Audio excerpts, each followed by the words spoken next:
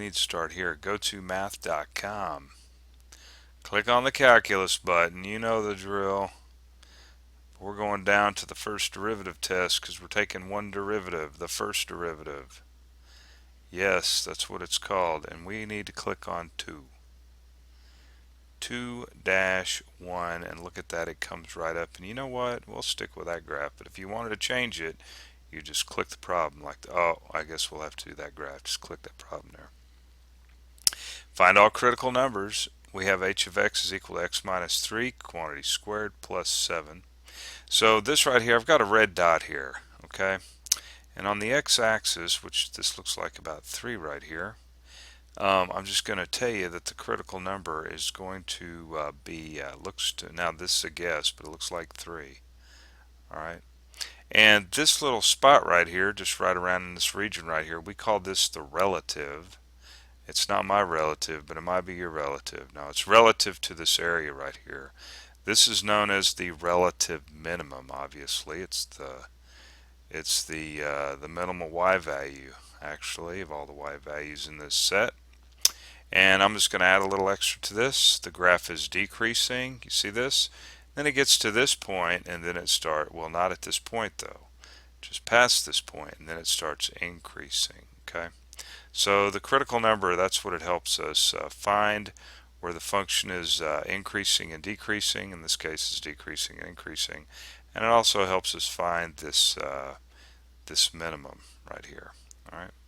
So let's write this down: x minus 3 quantity squared plus 7. X minus 3 quantity squared plus 7. Can I remember that? I don't know. X minus 3 quantity squared plus 7. And does anybody remember what the name of the function was? It's h of x. You believe that? I didn't use an f. Anyway, so let's write h of x right here. Now, to find the critical number, first off, so c is our critical number. And you know, is that just a coincidence? But the word critical starts with the letter C. I don't know. But anyway, it must be defined, right? So the function's got to be defined at C for that to be a critical number. And also, we want to do this, h prime of C. We want to find all C values that make this true. So first thing we need to do is find the derivative. So let's do that. Easy enough. Take the 2, bring it out front. X minus 3, and course derivative 7 is 0. And then we're going to set it to equal to 0, plug in our C in here. C goes there where the X is. And what's the solution to this? Well, the solution is C is equal to 3, obviously. Plug 3 in. 3 minus 3 is 0, and 0 times 2 is 0. So there's our critical number right there. And this is going to tell us, going to give us some information, but right now we want to do is find the critical numbers, and that means take the derivative, set it equal to 0, solve for C. That's all you got to do. Let's not make this a big deal, okay? Let's not do that.